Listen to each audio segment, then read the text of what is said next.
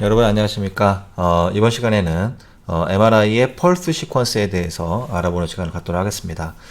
자, 우리가 MRI의 펄스 시퀀스는 뭐냐면 RF를 주는 형태라고 생각을 하시면 돼요. 우리가 펄스 시퀀스 대표적인 게 뭐가 있습니까? 스핀 에코 시퀀스가 있고 패스트 스핀 에코, 그레디언트 시퀀스, 그 다음에 인버전 리커버리, 이렇게 다양하게 불리게 되는 것이죠. 그것들은 RF를 어떻게 주고 우리가 경사자기장을 어떻게 인가를 할 것인가, 이런 거에 대한 차이에 따라서 다음과 같은 시퀀스의 형태가 다르게 되는 것입니다. 그래서 우리가 펄스 시퀀스 다이아그램 그러면 뭐냐면 펄스 시퀀스의 모식도인데 우리가 RF를 어떻게 인가를 할 것인가에 따라서 획득되는 신호의 크기도 달라지고 획득되는 신호의 형태도 달라지는 것이죠. 그래서 우리가 그렇게 얻는 이유는 여러 가지 형태를 주면서 대조도도 극대화시켜보고, 그리고 어떤 것들은 일부러 아티팩트를 유발해서 일부러 더 아티팩트를 유발해서 우리가 감별하고자 하는 것들을 더 보고자 하는 것들을 더 극대화시키는 경우도 있고, 어떤 경우에는 정말 고식적으로 RF펄스를 제대로 때려서 가장 좋은 SNR의 이미지를 얻기도 하고, 그래서 우리가 RF펄스를 때리는 형태에 따라서 우리가 얻고자 하는 신호의 획득도 다르게 되는 것이고, 그 획득되는 다름에 따라서 우리가 펄스 시퀀스의 명칭을 다르게 불리게 되는 것입니다. 자, 우리가 영상에서 우리가 T1, T2, 뭐 플레어, 뭐 스터 이미지, 뭐 여러 가지 이미지가 있지만 그 모든 이미지는 다 어디에서 파생이 되냐면 T1 이미지, T1 웨이티드 이미지, T2 웨이티드 이미지에서 기본을 두고 파생을 합니다. 펄스 시퀀스도 마찬가지예요. 우리가 정말 알지도 못하는 스포일드 그레디언트, 아니면 뭐 SSFP, SPGR, 플래시, 우리가 모르는 이 여러 가지의 이러한 시퀀스들이 결국은 어디에서 파생이 되냐면 스핀 에코냐, 그레디언트 시퀀스냐, 여기서 파생이 됩니다. 물론 그런 것들의 다 변형이긴 하지만 결국은 시작은 이게 스핀 에코 베이스냐, 그레디언트 에코 베이스냐, 이거를 정확히 이해를 하셔야지만이 뒤에 있는 여러 가지 다양한 모디파이드 된 그런 시퀀스를 이해를 할 수가 있습니다. 그래서 이번 시간에는 우리가 스핀 에코와 그런 스핀 에코의 변형 방법인 패스트 스핀 에코에 대해서 알아보는 시간을 갖도록 하겠습니다. 자, 먼저 이제 스핀 에코에 대해서 알아볼 텐데요. 이 스핀 에코는 가장 기본적인 컨벤셔널한 고식적인 펄스 시퀀스입니다. 가장 많이 이용이 되면서도 가장 시간이 긴 시퀀스인 거죠. 그래서 이 컨벤셔널한 이 스핀 에코는 SNR이 상당히 좋아요. 하지만 시간이 너무 오래 걸린다는 단점이 있어서 그 단점을 극복하고자 여러 가지 패스트 스캐닝 이미징들이 나오게 되는 것입니다. 자, 그러면 이 스핀 에코는 어떻게 근간을 두고 있는지를 한번 살펴보도록 할게요. 자, 우리가 RF 펄스를 맞은 직후에 라디오 프리퀀시를 차단하게 되면 다음과 같이 스핀이 탈위상을 하게 되겠죠. 이렇게 흩어지게 됩니다. 자, 지금 이 탈위상이 되는 과정이에요. 자, 이때 뭐가 나온다고 했냐면 우리가 FID 신호가 나온다고 했죠. 그런데 이 FID 신호는 너무 빨리 디페이징이 일어나기 때문에 우리의 이미지화하기가 상당히 어렵습니다. 말씀을 드렸죠. 그래서 우리는 이 흩어지는 스핀들을 다시 모을 필요가 있습니다. 자, 지금 보면 이 친구가 제일 빨리 흩어지는 거고 그 다음 친구인 거죠. 자, 우리는 요걸 갖다가 모으기 위해서는 어떻게 해야 되냐면, 자, 얘네들의 위상을 반전시켜주면 되겠죠. 자, 얘네들의 위상을, 자, 이게 제일 빨리 흩어지는 친구였고 이게 제일 늦게 흩어지는 친구였는데 얘네들의 위상을 반전시키면 어떻게 됩니까? 이 친구가 일로 와 있고 여기 있던 친구가 일로 와 있는 것이죠. 자, 그러면 제일 빨리 흩어지고 있던 친구가 제일 뒤쪽에 와 있습니다. 그러면 시간이 지나면 어떻습니까? 얘가 얘를 따라잡을 것이고 얘가 얘를 따라잡게 되는 것이죠. 이렇게 모이게 되는 것입니다. 즉 우리가 시계 바늘을 보면 시침이 분침을 따라잡고, 아니죠, 초침이 분침을 따라잡고 분침이 시침을 따라잡는 그러한 역할과 비슷한 거죠. 그래서 RF펄스를 끄는 직후에 이렇게 흩어지는 것들을 리퍼커싱 펄스를 때려서 뒤집어주면 제일 빨리 디페이징 되는 친구가 뒤로 가게 되고 얘네들이 결국은 한 번 더 모이게 되는 것이죠. 즉 180도 펄스를 맞은 직후부터는 스핀들이 모이는 형태가 되는 것이고, 제가 T2와 T2 스타 설명할 때 뭐라고 했습니까? T의 절반의 뒤쪽의 T는 에코가 모이는 시간이라고 했죠. 180도를 맞고 그 그때부터는 이렇게 스핀들이 모이는, 즉 리페이징 되는 시간이 되는 것입니다. 그래서 스핀 에코에서의 이러한 스핀들을 모아주는 역할은 누가 하느냐? 바로 요 180도 펄스인 리포커싱 펄스가 하게 되는 것입니다. 뒤에서 우리가 또 보도록 하겠지만 그레디언트 에코 시퀀스에서는 요 180도 리포커싱 펄스가 없어요. 그러면은 그레디언트 시퀀스는 흩어지는 스핀들을 모으지 못하느냐? 그렇지 않습니다. 모을 수 있는데 그 모을 수 있는 방법이 이 스핀 에코와는 다른 것이죠. 즉 리포커싱 펄스인 180도 펄스로 모으는 것이 아니라 다른 것으로 모으게 된다라는 것입니다. 어쨌든 간에 스핀 에코는 요 180도 펄스를 맞고 이렇게 스핀들이 리페이징이 되게 되는 것입니다. 자, 그래서 스핀 에코의 형태는 어떻게 되냐면 처음에 90도 아래 펄스를 때려서 익사이테이션을 시키게 되는 것이죠. 즉 공명을 시키게 됩니다. 자, 그 다음에 흩어지는 스핀들을 다시 모으기 위해서 뭘 때립니까? 180도 아래 펄스를 때리면 다시 신호가 나오게 되는 형태입니다. 물론 제가 그냥 설명을 드렸던 부분이 있었죠. 지금 임상에서는 90도 아래 펄스를 다 때리지 않습니다. 그리고 리포커싱 펄스도 180도를 다 때리지 않아요. 왜냐하면 스페시픽 업소션 레이트라고 하는 단위 질량당 전자파 흡수율, MRI에서 가장 큰 단점 중에 하나죠. 우리가 라디오 프리퀀시를 인체에 인가받기 때문에 그때 전자파 흡수율이 생겨요. 그렇기 때문에 우리가 플립 앵글이 크면 전자파 흡수율이 높게 되는 것이죠. 왜냐면 아래 펄스의 파워, 에너지라고 했죠. 우리가 플립 앵글이라고 하는 것은. 즉 플립 앵글이 크다는 것은 아래 펄스의 파워를 강하게 인가받는 거기 때문에 가 많이 생기게 됩니다. 실질적으로는 한 70도 정도 줘요. 좀 약간 병원마다 틀릴 수도 있지만 베리에이션 플립 앵글을 줘서 램프 기법을 통해서 스핀 에코에서 약 90도가 아니라 70도 정도 줍니다. 180도 펄스도 주지 않고 한 120도 이하의 110에서 120도 사이에 리포커싱 플립 앵글을 주게 됩니다. 그래서 쌀을 최소화하고 있는 것이죠. 하지만 우리가 교과서적으로 컨벤셔널한 스핀 에코는 90도 아래 펄스 이후에 180도 아래 펄스를 받게 되고 그 이후에 에코를 얻게 된다. 하지만 임상에서는 현재 때문에 그렇게 사용하지 않는다 하는 것들 정도만 여러분들이 아시면 될 것 같습니다. 자, 이때 이 스핀 에코의 주요 파라미터는 뭐냐면 TR과 T인 거죠. TR이 뭐라고 했습니까? 공명 주파수를 인가하는 간격, time to repetition, 즉 반복되는 간격이라고 했죠.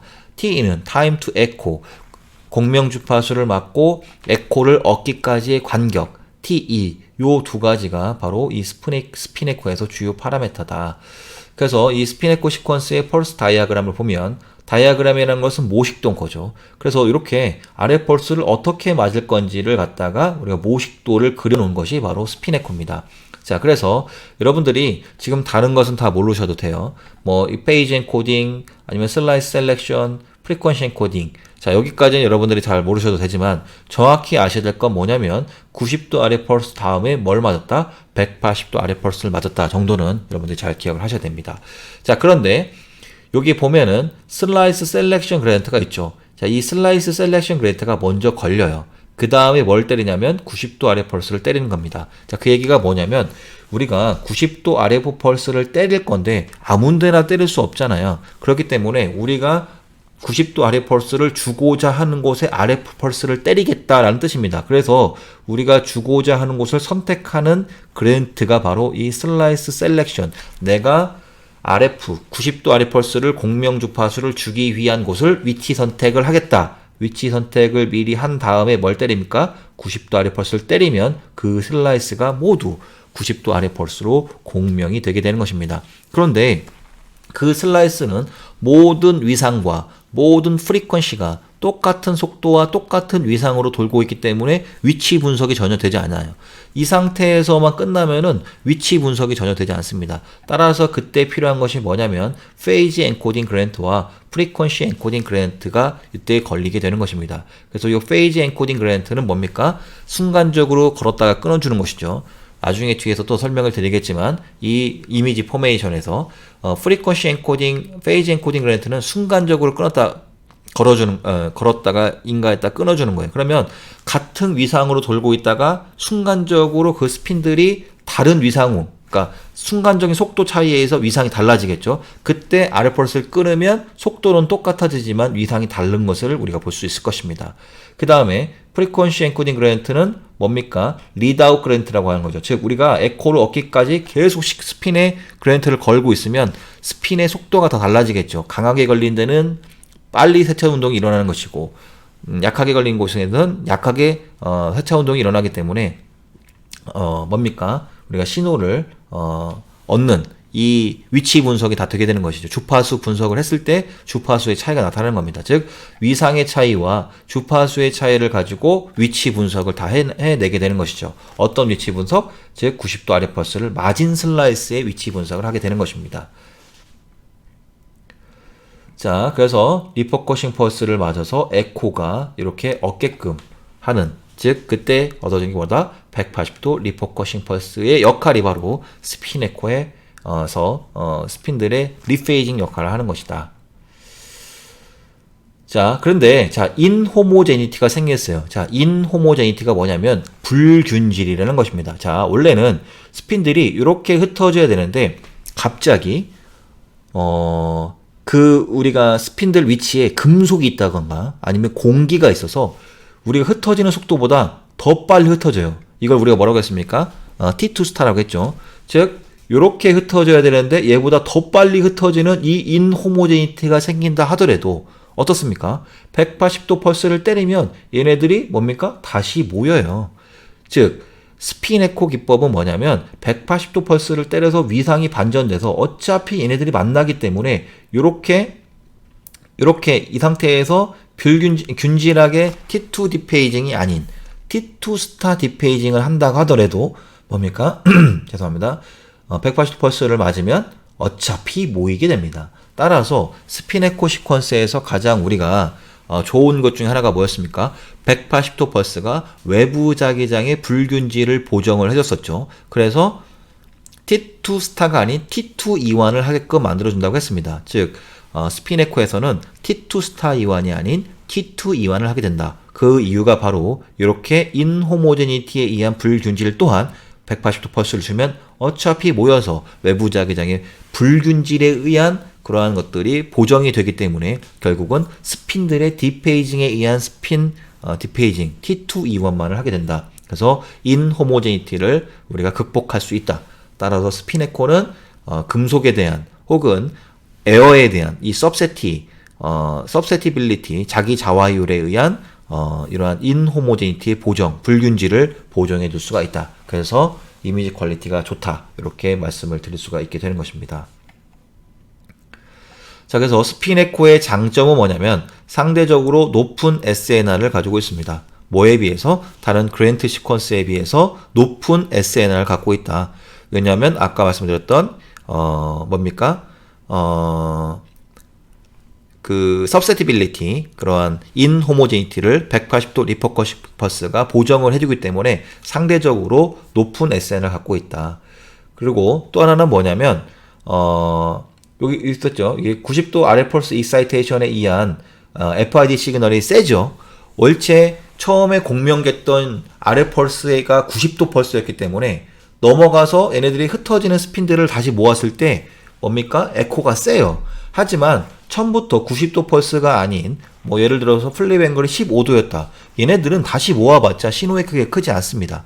그래서 우리가 스핀 에코에서 신호가 센 이유는 뭐가 있습니까? 90도 펄스를 때리기 때문에 아주 많은 종축자기화 벡터가 횡축자기화로 내려가서 신호를 내게 되는 거죠. 그 FID 시그널을 어차피 다시 모으면 신호가 크니까. 그래서 우리가 플립 앵글이 크기 때문에 SNR이 좋은 거고, 또 하나는 뭡니까? 아까 같은 외부 자기장의 불균질에 의한 스핀들의 리페이징으로 인해서 인호모제니티를 보정하기 때문에 스핀 에코에서는 상대적으로 높은 SNR을 갖게 된다. 자, 또 하나 아까는 또 뭐였냐면은 우리가 플립 앵글이 90도였고 그 다음에 리퍼커싱 펄스라고 했잖아요. 그런데 우리가 예를 들어서 EPI 시퀀스다. 우리가 배우지 않았지만 우리가 디퓨전에 사용되는 EPI 시퀀스는 한 번의 TR 동안에 K-스페이스 전체를 다 채우는 겁니다. 그렇기 때문에 어떻습니까?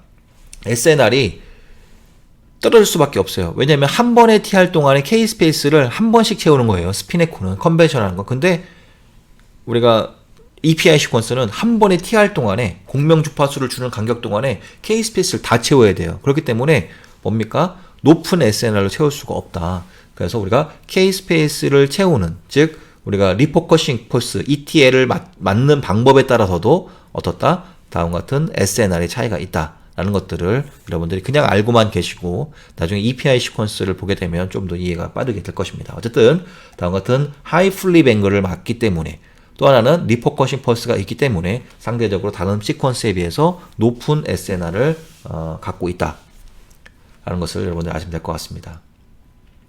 장점은 인공물이 적다는 것이죠. 왜냐하면 180도 리포커싱 펄스를 맞기 때문에 신호 소실이 적다는 것이죠. 그러니까 자기장의 불균질성, 뭐에 의한 서브세티빌리티가 앞서 말씀드렸던 이런 공기나 아니면 철 성분에 의한 자기장의 불균질을 우리가 서브세티빌리티라고 했는데, 그 서브세티빌리티로부터 생기는 신호 소실 인호모제니티를 180도 리포커싱 펄스가 보정을 해준다. 왜? 걔네들은 외부 자기장의 불균질을 보정해줘서 T2 스타가 아닌 T2 디케이를 하게끔 만들어준다. 그래서 우리가 T2 스타가 아닌 T2에 의해서만 신호가 감쇄되기 때문에 스핀 에코에서는 신호가 좋다. 이렇게 말씀을 드렸죠. 자, 그래서 90도 다음에 FID 신호를 받았죠. 이 90도 다음에 FID 신호를 받는데, 자, 요 신호는 뭐였습니까? T2 스타 신호인 거죠. T2 스타 신호. 즉, 외부 자기장의 불균질이 포함이 된 신호입니다. 그래서 이 신호는 너무 빨리 흩어지기 때문에 뭡니까? 요 180도를 기준으로 다시 모아줘야 된다. 다시 모아주면 에코가 점점 증가한다. 왜 증가한다고 했습니까? 위상이 반전이 돼서 스핀이 다시 모이기 때문에 점점 증가하게 되는 것이고, 다 모였을 때 스핀이 이렇게 신호가 가장 정점을 찍었다가 다시 디페이징에 의해서 뭡니까?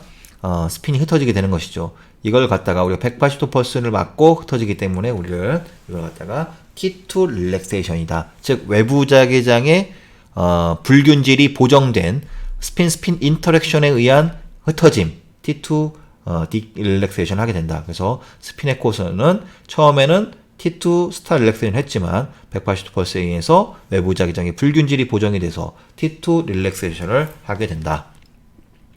자, 그래서 이렇게 못을 갖다가 이렇게 왜곡도를 본 거예요. 자, 한 번쯤 여러분한테 보여줬던 이미지 같은데, 봤더니 지금 가장 왼쪽 것이 왜곡도가 심하죠. 자, 그 다음 이렇게 왜곡도가 심합니다. 자, 그랬을 때 가장 왜곡이 심한 시퀀스가 뭡니까? 그리고 가장 왜곡이 적은 시퀀스가 뭐예요? 자, 가장 왜곡이 심한 시퀀스는 EPI 시퀀스입니다. 이 EPI 시퀀스는 어디에 사용되냐면 디퓨전, 퍼퓨전, 그 다음에 펑셔널 MRI에 이 EPI 시퀀스가 사용이 됩니다. 그건 뒤에서 이제 알아보도록 할게요. 어쨌든 간에 에코플라나 이미징에서 아주 고속 영상 기법 중에 하나예요. 그래서 얘네들은 고속 영상 기법으로다가 이미지를 획득하기 때문에 SNL도 떨어질 뿐더러 또 하나는 뭐냐면은 다음과 같은 왜곡에 취약할 수밖에 없습니다. 외부 자기장에 의한 불균질을 보정을 할 수가 없어요. 자, 그 다음이 뭡니까? 그 다음이 그레디엔트 에코 시퀀스입니다. 그레디엔트 시퀀스도 마찬가지로 뭐가 없다고 했어요? 180도 펄스가 없기 때문에 왜곡이 심하다. 자, 그 다음이 뭐냐면 다음과 같은 스핀 에코 시퀀스가 그 다음에 왜곡이 심한 거고, 가장 왜곡이 적은 게 뭐다? 바로 패스 스핀 에코가 그 다음에 왜곡이 적게 되는 것입니다. 그래서 우리가 어떠한 왜곡을 없애기 위해서, 만약에 예를 들어서 틀니 때문에 어떤 아티팩트가 심하거나 아니면은 마스트 위드 에어셀 같이 이런 공기가 들어있거나 이러한 인접한 부분 때문에 잘 보이지 않는다. 즉 서브세티가 심하다. 그럴 때는 대부분 어떤 시퀀스를 사용한다? 이런 스핀 에코 계열의 시퀀스를 사용을 하는 것이 유리하다라는 것입니다. EPI 시퀀스는 뭐 거의 공기나 철 성분이 있는 데서는 거의 뭐 안 나온다고 보시면 돼요. 거의 뭐 볼 수도 없을 정도입니다. 우리가 틀니 있는 사람들 특히 스트로크를 확인하기 위해서, 뇌졸중을 확인하기 위해서 디퓨전 영상을 찍으면 틀니 있으면 EPI 시퀀스로 디퓨전 찍으면 아예 안 보여요.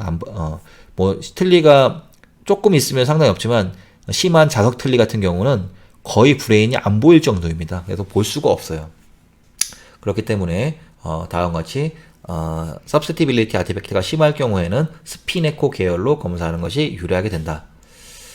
자, 스피네코의 단점은 자, 통상적으로 높은 싸 제가 말씀을 드렸죠. 자, 싸라고 하는 것은 스펙 스핀 업소션 레이트라고 해서 단위 질량당 전자파 흡수율이라고 했습니다.